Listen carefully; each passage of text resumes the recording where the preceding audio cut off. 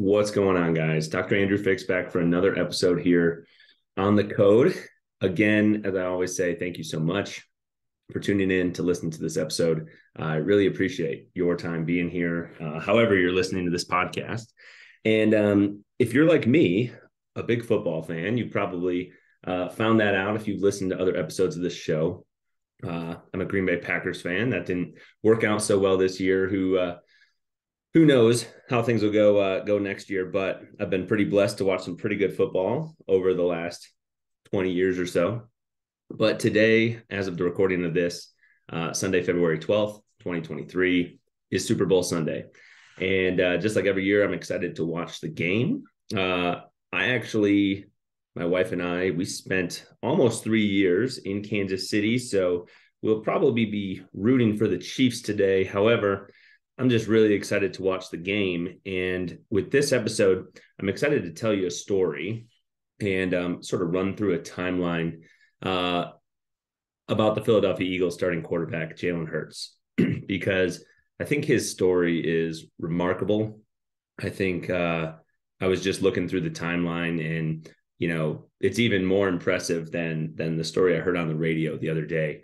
And to just sort of lay this out for you guys, the themes that I want you to think about while we're going through this episode is like perseverance, and when the going gets tough, not choosing to back down, not choosing to quit, not choosing to find an easier way out, an easier alternative, and this idea of comparison, right? And you've probably heard that quote before: comparison is the thief of joy.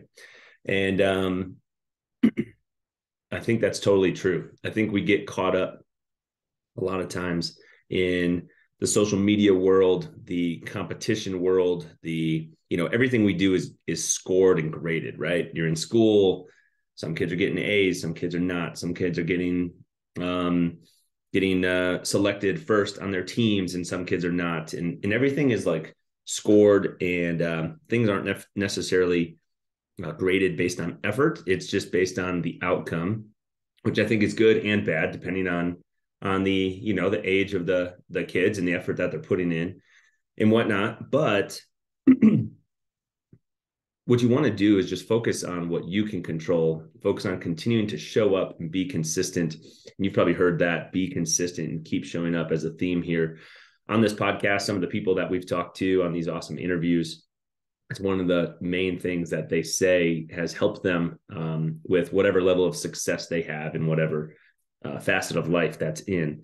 But I think Jalen Hurts, Philadelphia Eagles quarterback, getting to the Super Bowl in his third year in the NFL is an example of exactly those things. Just focusing on what he can control, continuing to focus on getting himself better, and not feeling sorry for himself when things didn't go his way and there were bumps and obstacles along his journey. So, with him now being in the Super Bowl, there've been a lot of interviews with coaches that he's had, and the media is trying to find out a lot of background information. And Lincoln Riley, who was his coach at the University of Oklahoma, said that, one thing that he notices and thinks is largely responsible for a lot of Jalen's success is that he's the same guy every single day. There's not a lot of fluctuation in who he is on a day-to-day basis. He just shows up. He's even keel. He's the same, right? He's very consistent, and he just keeps focusing on moving that needle forward and keeps getting better. In fact, Lincoln Riley said he expects that a lot of Jalen Hurts' best football is still to come, even though he was an MVP runner-up this year to Patrick Mahomes, who, they're playing against each other in the Super Bowl. So that's pretty wild. But there have been points in his timeline here over like the last 8 to 10 years that he has just continually defied the odds, and he's just continued to persevere and keep showing up.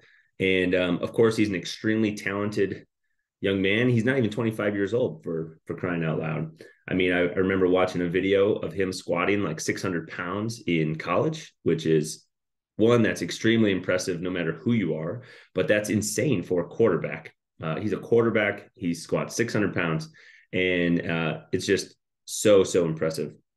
So think about those two things: not comparing yourself to other people and continuing to persevere in the face of adversity. And let's go through this timeline a little bit. I wrote some notes down here. So Jalen Hurts, he's from Texas. He went to a high school in Texas. He was a highly recruited player, but from Texas. He really had a goal and a desire to go to the University of Texas there in Austin.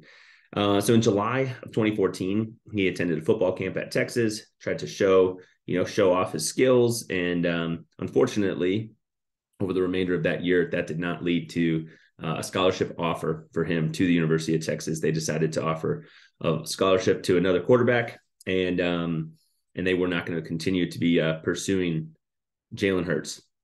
So fast forward almost a year, June of 2015, Jalen Hurts officially commits to the University of Alabama. And for those of you that know how college football has gone in the late 20 teens, that was probably a better decision anyways for him to attend Alabama over Texas, even though Texas was like his team growing up, and that was who he wanted to be a part of. Alabama, just quite frankly, in the last 10 or so years, has had one of the best programs, period, ever. So it was probably a great thing for him to be a part of that program with Nick Saban. Okay, so again, fast forward a little bit over a year.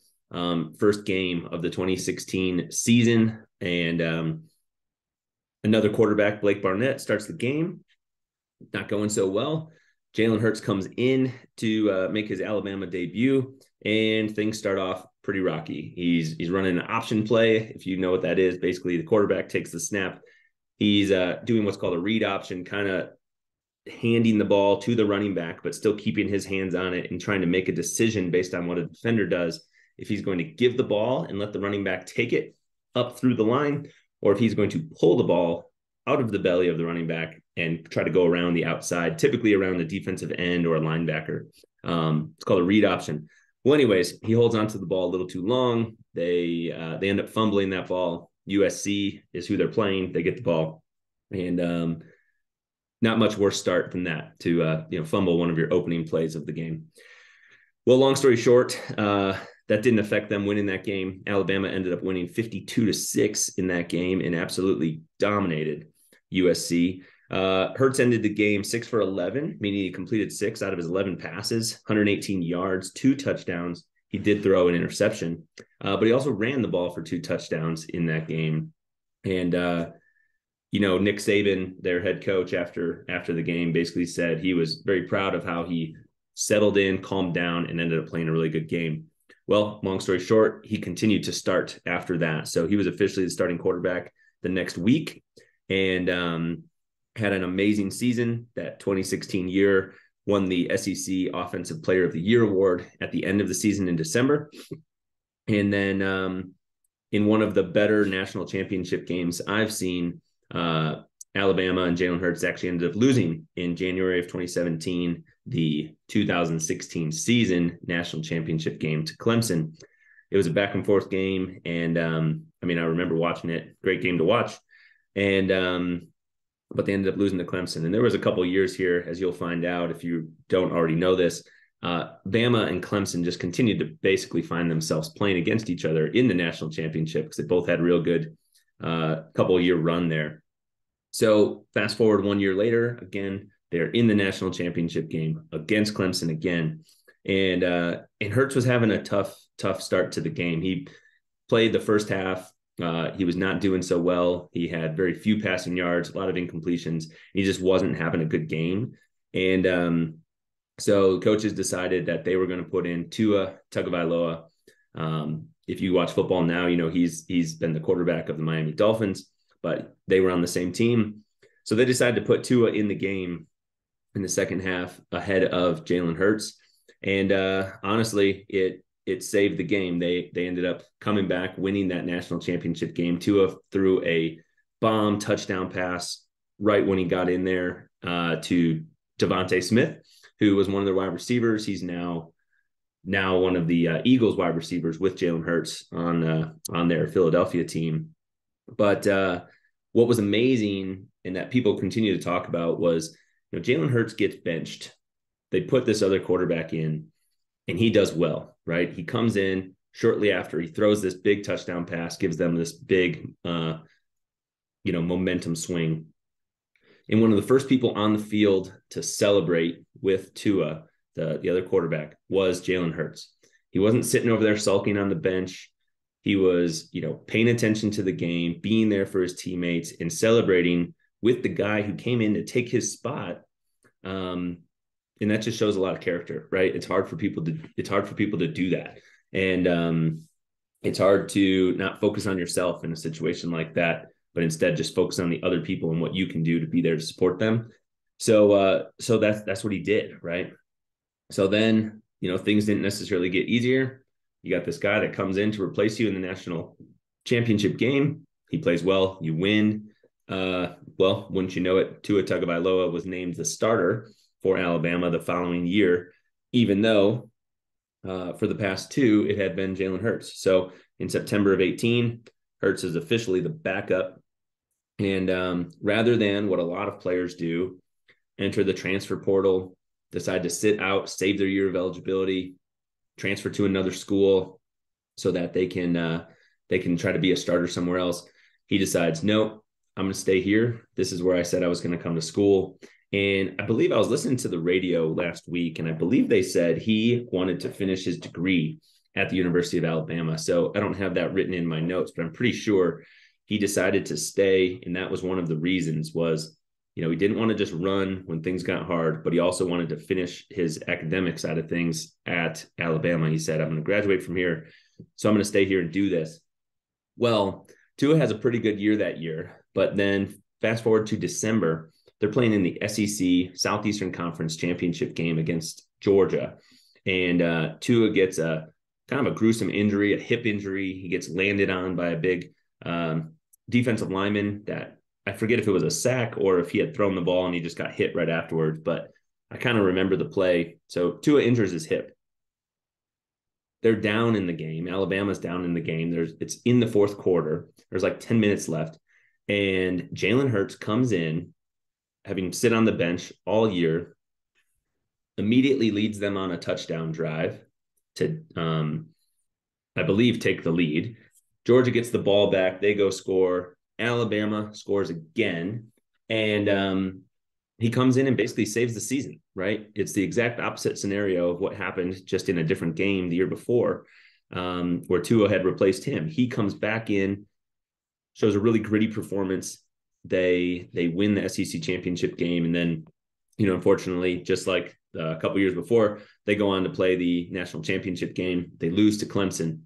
And then at that point, like I said, I believe he graduated from the University of Alabama. Jalen Hurts decides to transfer to the University of Oklahoma. He vetted out a couple different schools. That's where he decided to go. And again, he had an amazing season. His final year at Oklahoma, he finished second in the Heisman Trophy voting to Joe Burrow, who was in the Super Bowl last year, right? Joe Burrow is one of the better young quarterbacks in the NFL right now.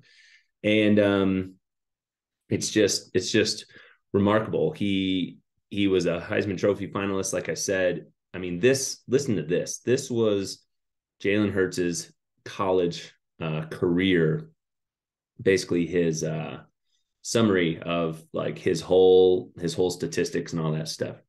So in his 4 years, he had 4 college football playoff trips with 2 different teams, right?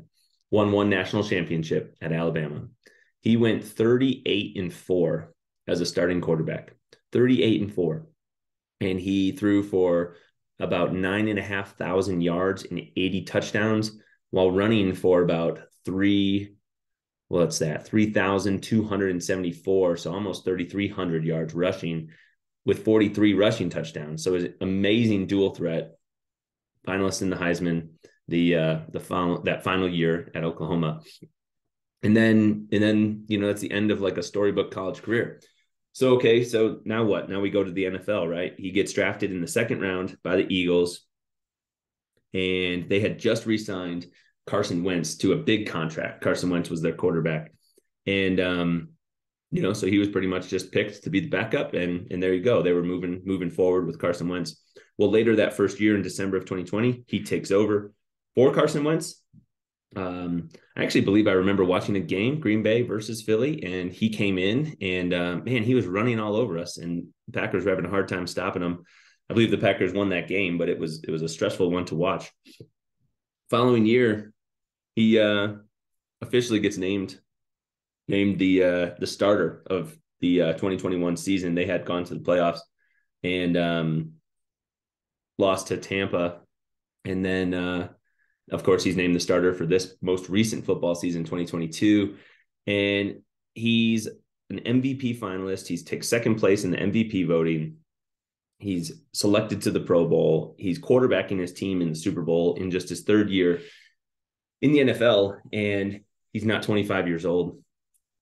And to me, that's not even like the wildest part of the story. To me, watching this sort of unfold over the last 8 years, I think my favorite part of the entire story is the fact that he loses his job at Alabama to Tua Tagovailoa. He's like the first one on the field to celebrate. There's videos of that, congratulating him on that big touchdown throw, congratulating the team on the win.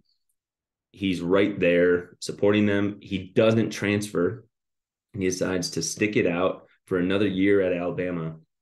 And he ends up being called to come into the game due to an injury and just picked up right where he left off.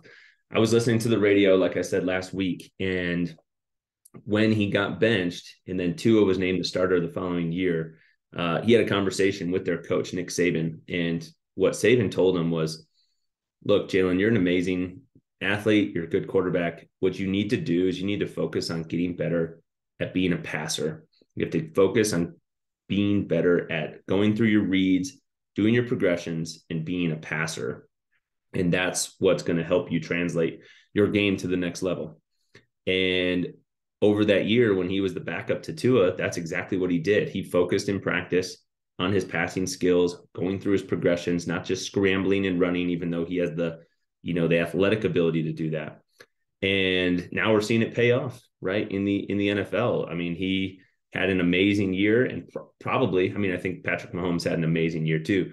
But what a lot of the analysts are suspecting is if Jalen Hurts wouldn't have had a couple games where he was out injured, he may very well have won that MVP title or that MVP award. So it's just amazing. I'm excited to see what happens in the game. It's going to be a couple weeks after the Super Bowl that this episode comes out, but I don't think there's any wrong time to tell a story of someone who has put in a lot of time and effort and work and showed an extreme amount of perseverance and just focused on the things that they can control to try and facilitate the outcomes that they're looking for, right?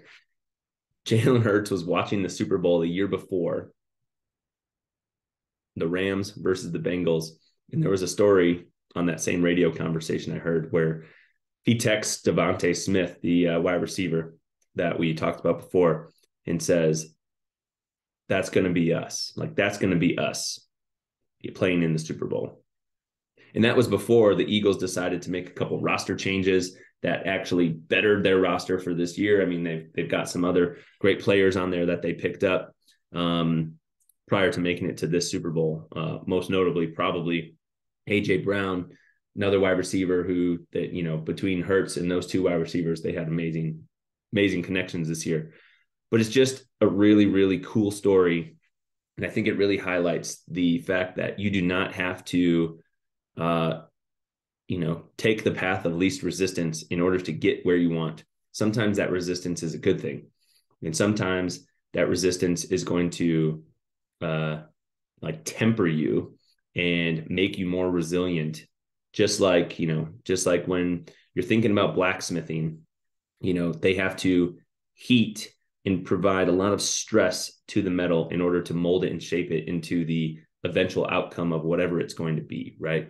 Well, we need that too. We need some good stress. We need some bad stress probably that we need to learn from and overcome from. And if you can take that and you can handle it and you can learn from mistakes and learn from failures, you can see yourself continue to move that needle forward, continue to succeed. And it's just amazing story. So if you want to find out more, I'll throw a little link here to kind of the timeline and the story in the show notes on this episode. And I hope that we catch you guys back here on another episode of The Code. Again, I really, really appreciate your time. And if you would be so kind, if you are enjoying this podcast, if you're enjoying these interviews that we have, these smaller snippet episodes for the solo ones, please go hop on to Spotify or Apple or however you're listening to this and drop us a review. It would be so great if we are trying to reach our 200 Google reviews goal so that we can get this show and these messages and these stories out to more and more and more people. Again, for all of you that listen, thank you so much. We'll catch you on the next episode of The Code.